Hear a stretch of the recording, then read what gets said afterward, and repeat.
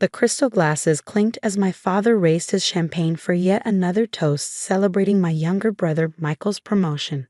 The elegant dining room of our family home buzzed with excitement as relatives gathered around, hanging on his every word about becoming the youngest VP in his company's history. I sat quietly at the far end of the table, pushing my food around my plate. At 32, I was the family disappointment, the one who had wasted my business degree by starting my own consulting firm instead of joining the prestigious family company Thompson Industries. To Michael, my father's voice boomed, following in my footsteps, taking Thompson Industries to new heights. This is what real success looks like. The pointed comment wasn't so. I caught my mother's sideways glance, filled with that familiar mix of pity and disappointment. 10 years ago, when I announced I was striking out on my own, she'd have cried for days, lamenting how I was throwing away my future. Speaking of success, my Aunt Margaret chimed in, wine glass swaying dangerously in her hand. Olivia dear, are you still doing that? What do you call it? Freelance thing. I straightened my shoulders, maintaining my composure. Yes, I run my own consulting firm. We specialize in corporate restructuring and financial strategy. A dismissive laugh cut through the air. Consulting, my father scoffed. A fancy word for being unemployed. Tell me, how many clients do you actually have? Before I could respond, Michael jumped in with his trademark smirk. Come on, Dad, be nice. I'm sure Olivia helps lots of small businesses with their bookkeeping or whatever. The table erupted in poorly concealed laughter. I gripped my fork tighter, thinking of the contracts sitting on my desk. The international clients whose names would make everyone at this table gasp. But they didn't deserve to know about WR Consulting Group, the company I had built from nothing into one of the most selective firms in the industry.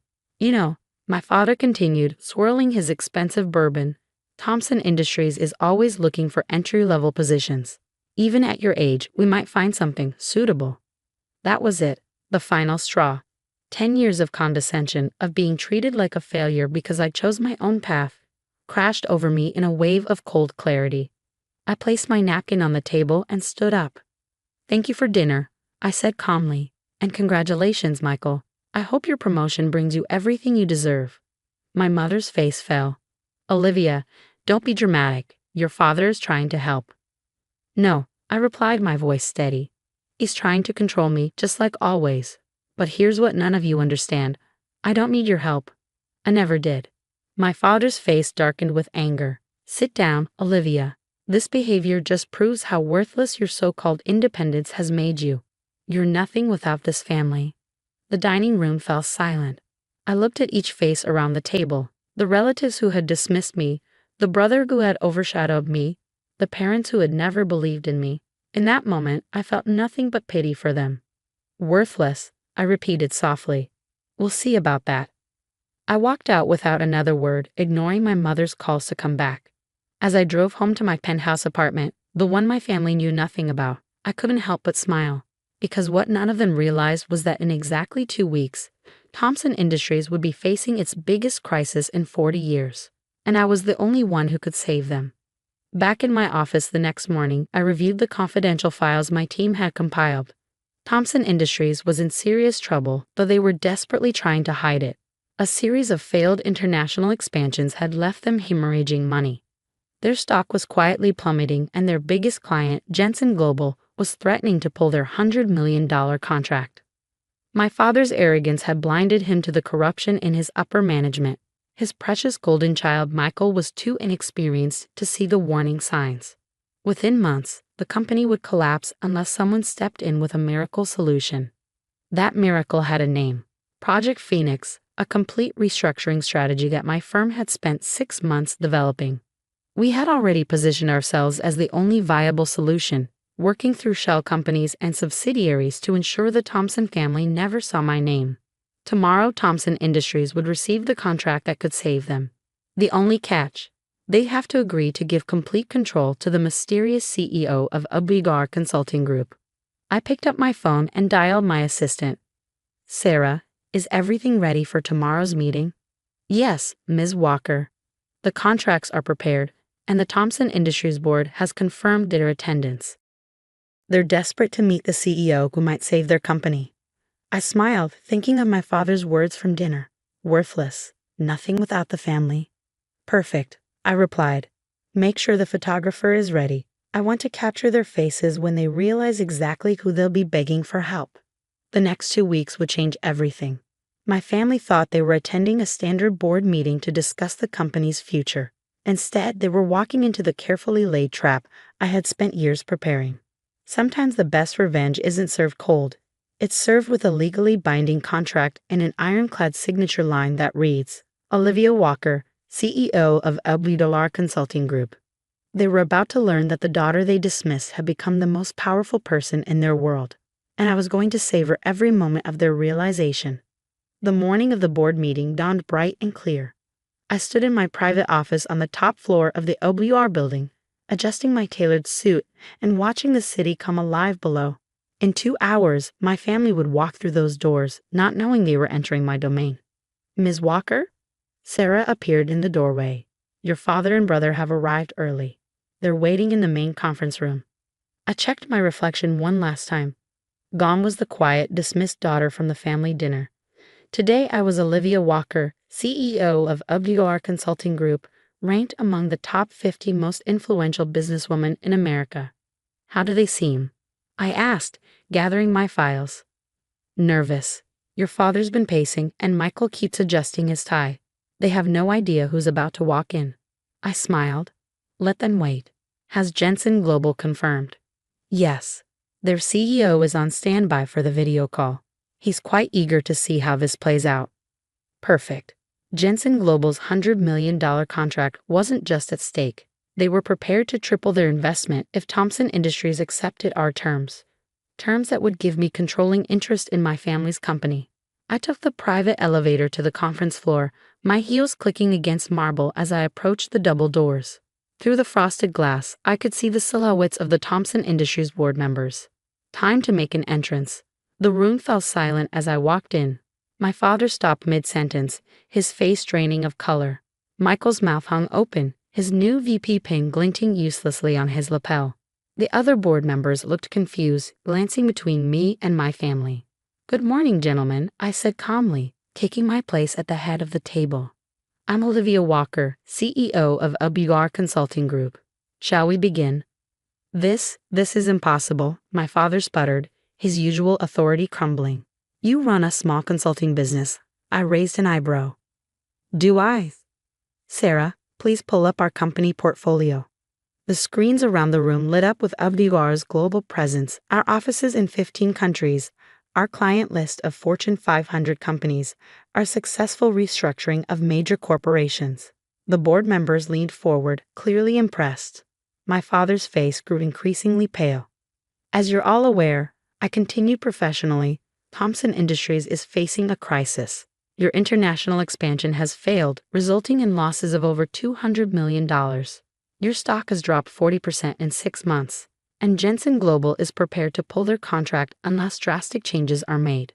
Michael jumped up. How do you know all this? This is confidential information. Because, dear brother, we've been watching your company's decline for months. In fact, we've been carefully positioning ourselves as your only viable solution. I nodded to Sarah, who distributed thick folders to everyone present. Inside you'll find our complete analysis of Thompson Industries' situation, along with our proposed restructuring strategy. We call it Project Phoenix. The board members flipped through the documents with growing excitement. Even my father couldn't hide his interest as he read the detailed plan that would save his company. This is brilliant, one board member muttered. The international repositioning, the debt restructuring, the new technology integration, it's exactly what we need. Of course it is, I replied. We've spent 6 months developing it. But our help comes with conditions. My father's eyes snapped up to meet mine. He knew what was coming, he just didn't want to believe it. UBWR Consulting Group will take a controlling interest in Thompson Industries. We'll restructure the board, implement new management protocols, and oversee all major decisions for the next 5 years. The room erupted in chaos. Board members argued among themselves. Michael looked like he might faint, and my father's face turned an alarming shade of red. You can't do this, he growled.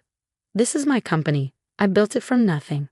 I leaned forward, my voice steady, and now you're watching it crumble. Your choice is simple. Accept our help and save the company, or refuse and watch it collapse within months. As if on cue, the main screen lit up with an incoming video call. Ah, perfect timing. Gentlemen, please welcome Edward Jensen, CEO of Jensen Global. The distinguished face of Edward Jensen appeared on screen. James, he addressed my father, I trust you've reviewed Abdilar's proposal. Ms. Walker's firm has my complete confidence. In fact, if you accept their terms, we're prepared to triple our current contract. My father's jaw clenched. He was trapped, and he knew it. The board members were already nodding eagerly. Triple the Jensen contract would save hundreds of jobs and restore investor confidence. We'll need your answer now, I said, sliding the contract across the table. Time is running out, and we have other potential clients waiting. The room grew quiet as my father stared at the contract. His hand shook slightly as he picked up the pen. 10 years of dismissing me, of calling me worthless, of treating me like a failure. All of it had led to this moment. Sign it, Dad, Michael whispered urgently. We don't have a choice. My father's signature was barely legible, but it was legally binding. As soon as the contract was signed, Sarah began distributing press releases announcing OWR's acquisition of controlling interest in Thomson Industries. Excellent, I stood up, gathering my files. The transition team will arrive tomorrow. Michael, you'll be reassigned to our West Coast office, entry-level position, of course. We need someone to handle the bookkeeping. My brother's face turned crimson as his own words from the family dinner were thrown back at him. And Dad? I paused at the door, savoring the moment. I believe this makes me your boss.